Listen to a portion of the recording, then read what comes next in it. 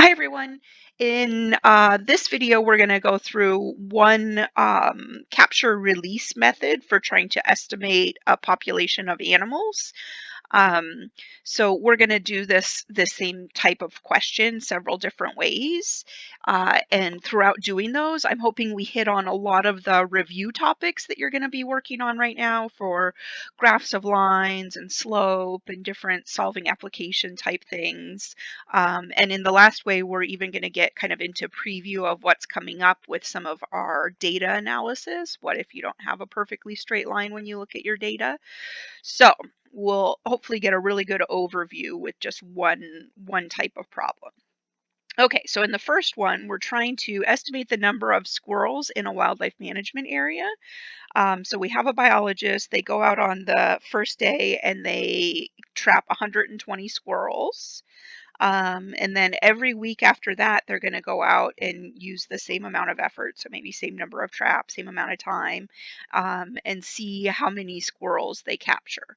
And what's being tracked in this table is how many squirrels have been trapped so far, and then how many are trapped in the current round. So week one, we go out, we trap 120 squirrels. Before that, no squirrels were harvested.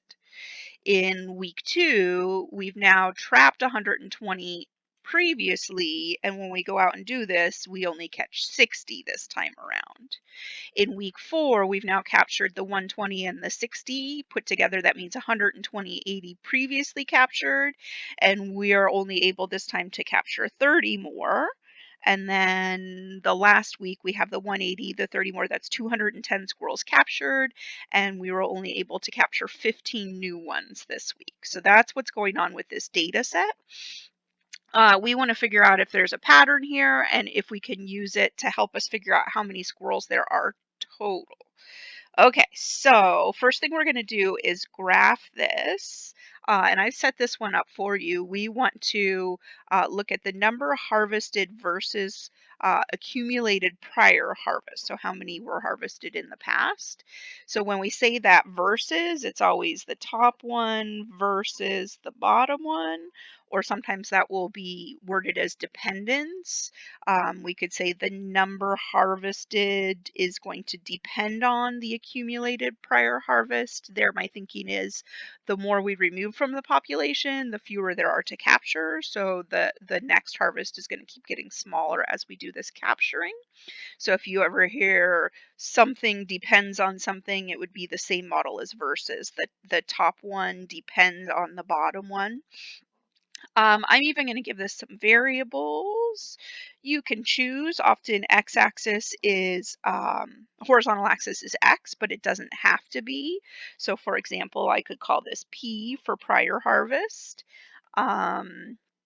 And then maybe I'll call this C for current harvest. So it's entirely up to you what variables you use, but it's a really big deal to me that we don't get attached to things always having to be X and Y because it's not true. We might want to put Y on the horizontal axis if that represents years, for example. So you just heard me say horizontal axis, and that's really common. So this is good vocab to pick up for me in particular. If you don't know horizontal versus vertical, that's good vocab just in general. Horizontal is laying flat, right? So this is a horizontal axis, and then vertical, standing up this way.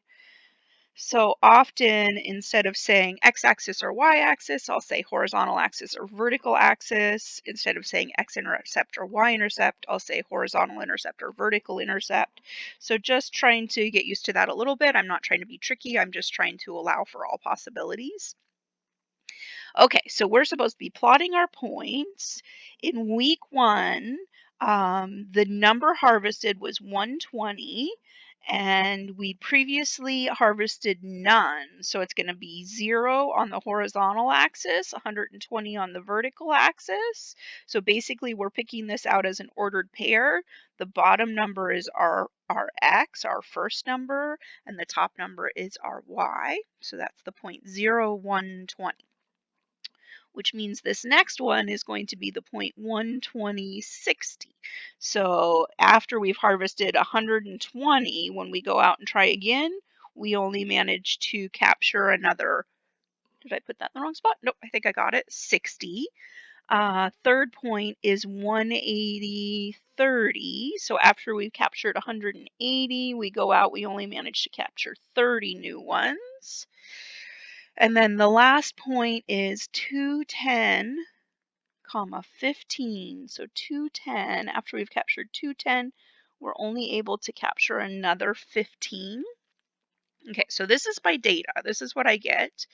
And for this first one, these points actually lie perfectly on a line. If you weren't sure about that, you could actually count out slopes. So I'll do that in just a minute. But these do look like they lie perfectly on a line.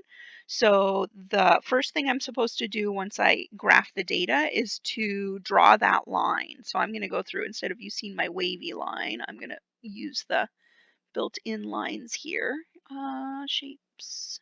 Line. Okay, so I'm just going to start at this 120 because that looks great, and I'm going to try and make that hit through those points.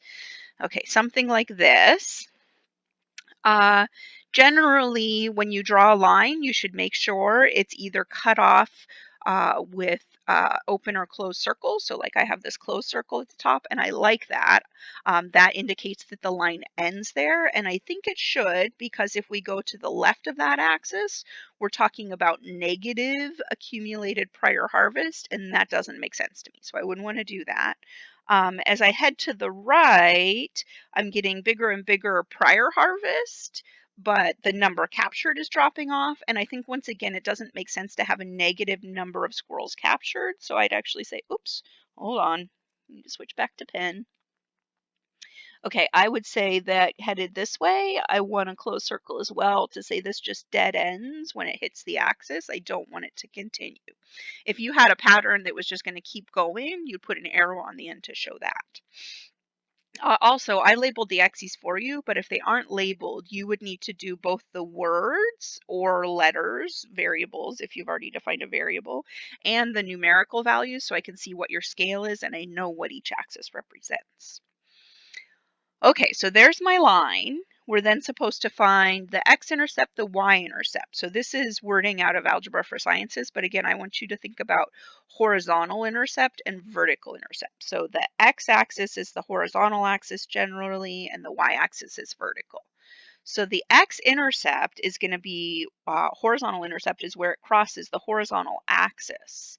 And I think we can maybe follow this out. If you notice, we've got a pretty nice pattern. My line's maybe not perfect, but it looks like just counting grid lines, we go over one, we go down one, we go over one, we go down one. So if we follow this, I would say over one, down one, over one, down one. Mine might not be perfect, but that should cross at 240. There are other ways to figure that out, so if you're not sure, we'll mess around with that in one of the later examples, but in this case, we have a pretty nice slope going on with our grid, so I think we can just use that and say, okay, it looks like the x-intercept for this line is 240, 0. This is really important. If you're giving an intercept, it has two coordinates, and I will expect you to list them both. I'll remind you, it shouldn't be a surprise. I'll say it in directions on quizzes and things, but there should always be two coordinates. So you want both coordinates of your intercepts. WAMAP doesn't really allow that entry that I can figure out, so you'll see notes in there that it's not going to let you put in both coordinates, so I put the other one in for you, but remember that that is an expectation. And especially in a problem like this, where we're about to talk about what that means, remembering that there's two coordinates is really important. We also want to know what the y-intercept is. So this would be vertical intercept if we're being a little more general. It looks like it crosses the vertical axis at 120. So that's when your x value is 0, or your horizontal value.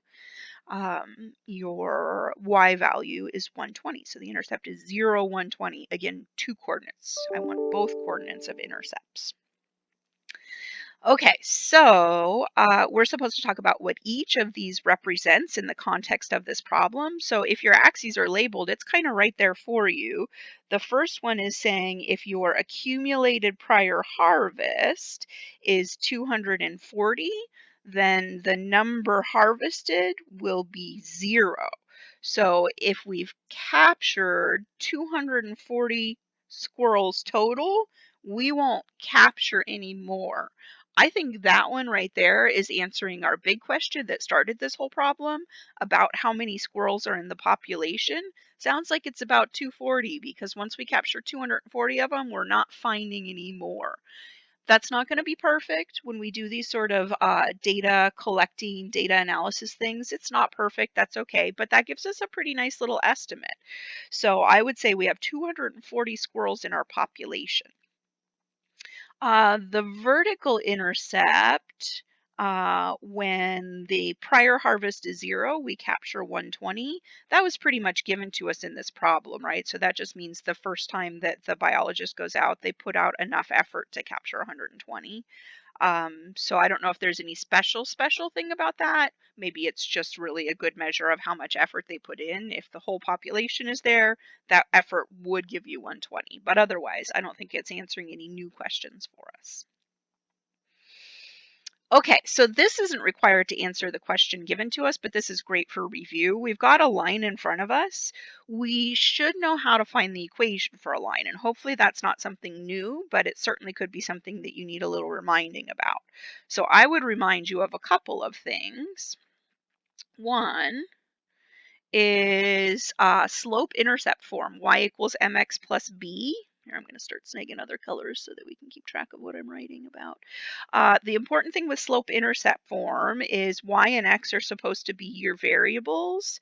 M is supposed to be the slope of your line, and b is supposed to be the y-coordinate of the y-intercept.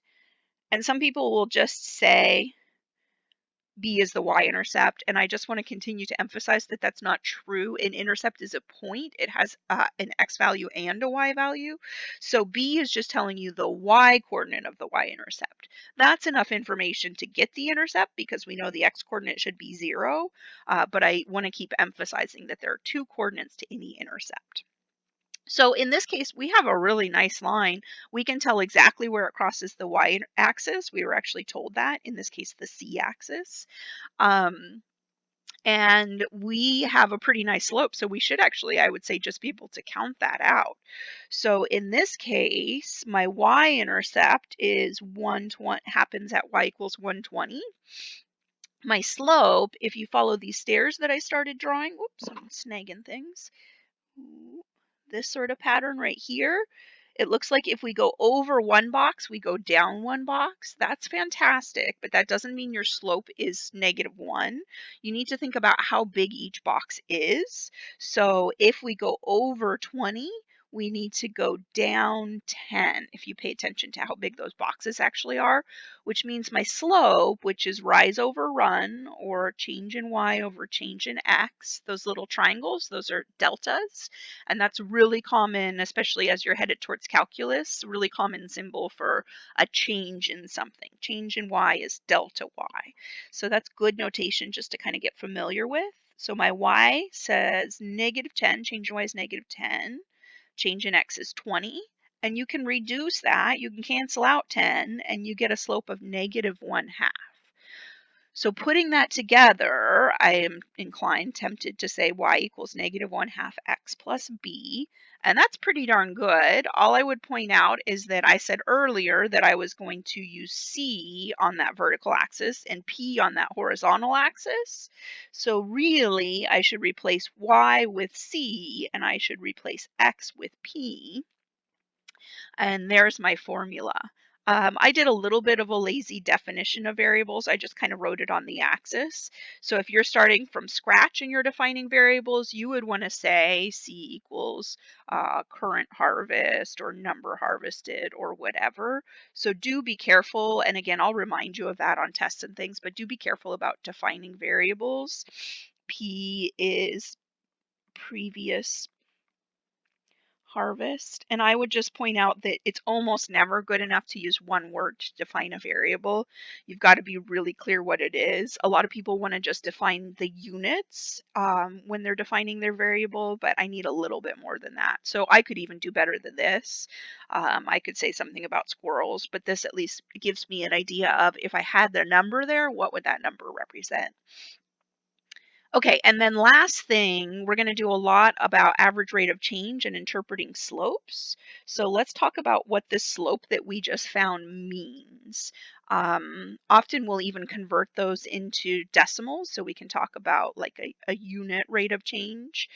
So if we wanted to do that here, it's not even approximate, this is exact. This is negative 0.5.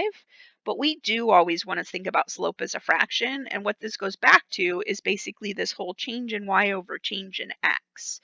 So if you just pay attention to what your axes represent, slope is the rate of change of a linear function. And the reason it gets a special name is because linear functions, linear graphs, linear equations have constant rate of change. You will always see the same slope, the same rate of change. So if we're looking at negative 0.5 over 1 as our change in C over change in P, remember C was the current number harvested and P was the previous harvest. So this says for every additional squirrel that was harvested in the past, the current harvest, the harvest the next time we go out, is going to decrease by half. I don't really love the half squirrel, but it makes sense. I think in this case, I actually prefer this version of it. So if we go negative 1 over 2, then we're not capturing half squirrels. We could say for every, ooh, I can even think of another way to say it, and there is some flexibility here. For every 2 squirrels removed from the population, the number captured is going to drop by 1. So that's another way to say that. So think very carefully about interpreting slopes. That's a big deal. You should have 2 numerical values, the numerator and the denominator, that go into your interpretation. There should be units or some really clear description of what those numerical values are representing. And try and get cause and effect in the right order, that dependence, if there is kind of a cause and effect.